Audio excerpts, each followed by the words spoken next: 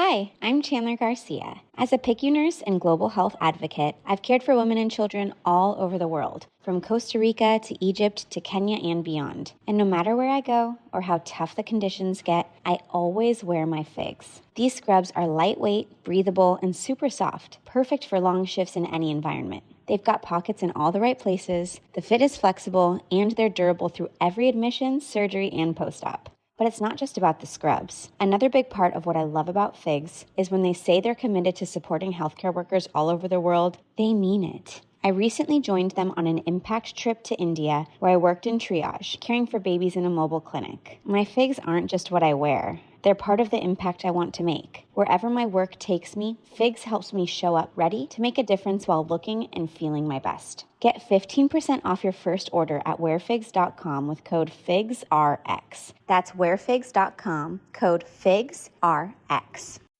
Hey, y'all. As a growing family, my husband and I love game night, especially when it's Wayfair edition. Let's do it. You gotta name as many Wayfair furniture and decor categories as you can. Ready? Go. Sofas, bar stools, beds, ottomans, outdoor seating, bookshelves, kitchen tables, garden sheds, mid-century modern lamps. Time. Nice. You got 9 out of a lot. Not too bad. Keep practicing by visiting wayfair.com, where you can shop every style for every home. Wayfair, every style, every home. This is Optimal Work Daily, Breaking Bias, by Dr. Jenny Brockis of drjennybrockis.com. It was one of those events that the memory of lasts forever. It was a few years ago now when I found myself in front of a panel, being interviewed for a job that I really wanted. The job was perfect. It was part-time, only a couple of half days each week, and in a location that was easy to get to. I knew exactly what the work would entail and that I would enjoy doing it. My training had covered all that would be needed, and I had plenty of experience. I knew the person I would be potentially replacing as well as one of the people on the interviewing board who has recommended I apply. I thought I had it in the bag. The interview seemed to go really well. My credentials and references were reviewed. The questions I was asked led to some interesting discussion, and it was even mentioned by the panel that I appeared to tick all the boxes they were looking for. Except I was pregnant.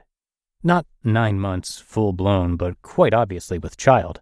And it was a factor that I had taken into consideration and had discussed with the panel prior to applying for the position. I had already gotten plans in place for how I was going to manage being a mother with a young baby and working part-time.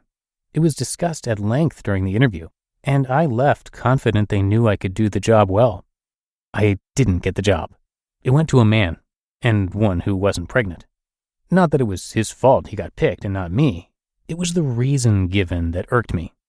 They said, "Yeah, you would have been ideal, but we felt that having a baby would cause you difficulties." Are you biased? Even just a teensy bit, perhaps? Admitting to bias is not necessarily something you may always feel comfortable about. Yet the reality is we're all biased, and probably to a far greater extent than we either know or care to admit to. I was fortunate enough to attend the Neuro Leadership Summit in Sydney a couple of weeks ago, where bias in relation to the workplace was one of the topics discussed. Over 150 different types of bias have been described so far, implying there are still quite a few to be mapped out. These include some of the better-known biases, such as consensus bias, affirmation bias, gender bias, confirmation bias, affinity bias, pregnancy bias. You get the drift. But why does bias matter? And what is its relevance to enhancing your performance in the workplace? According to Professor Matt Lieberman, my most favorite social cognitive neuroscientist in the world, bias is simply a mental shortcut in our unconsciousness that allows us to perceive the world in a certain way and contributes to the decisions we make.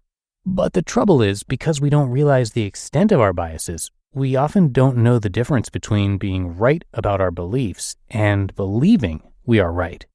Kay Schultz has said of bias that, quote, "It is like we are blind without realizing our blindness," end quote. The implication is that you may have to assume that in all your judgments there will be at least one element of bias, or you may simply be wrong. But can you think of some of the ways where unintentional bias at work can result in disturbing outcomes? A recent U.S. study has revealed how people presenting to emergency rooms are less likely to receive opioid medication if they come from lower socioeconomic backgrounds compared to their wealthier counterparts, even in cases where the person has a broken bone. This is one time where trusting your gut may not be such a great idea. Because yes, your instinctive reactions are often highly biased. So how can you overcome bias? Some ideas on how to mitigate bias were discussed at the summit, including 1. Raising awareness of the possibility of bias and differentiating between what is consciously and intentionally known and unconsciously and unintentionally known is a good start. 2. Acceptance that bias exists in organizations. 3. Identify your biases. 4. Implement a means to identify possible issues of bias. And 5. Rectify those biases identified. Sometimes easier said than done. In the same way as a judge on a judging panel has to be seen as fair and objective with every candidate, it's all about recognizing the need for a standard set of objectives and outcomes that get applied equally to all, ensuring all communications are kept open, and checking in on whether you believe the social values of relatedness and fairness are being maintained.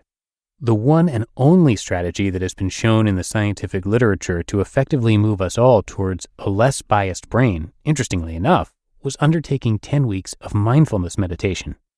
Once again, enhancing mindfulness for greater workplace performance and decision-making has been shown to be of benefit, presumably through elevating your level of awareness and increasing what you notice around you right here, right now, without judgment. What examples have you witnessed of bias in the workplace? And what measures have you seen taken, if any, to effectively combat these? You just listened to the post titled Breaking Bias by Dr. Jenny Brockis of drjennybrockis.com. And thank you to Dr. Jenny Brockis. As a keynote speaker, she has presented to and worked with thousands of people to empower them to cultivate their own thriving mind and learn what it takes to stay well, think smart, and stay safe. What gets her out of bed in the morning is the opportunity to impact someone else's world, seeing the spark of insight in their eyes when they get what they can do for themselves. As a voracious reader and prolific writer, she continues to indulge her curiosity and has just published her 4th book called Thriving Mind: How to Cultivate a Good Life. As a board-certified lifestyle medicine physician and best-selling author, her vision is to enable everyone to be a happy, thriving human. To hear more, just check out her site. She's got a lot to offer there, and you can come by drjennybrockis.com to see all of it. But I think that does it for today. I thank you for being a follower or subscriber to the show and being here with me each and every day. And I'll see you back here tomorrow, where your optimal life awaits.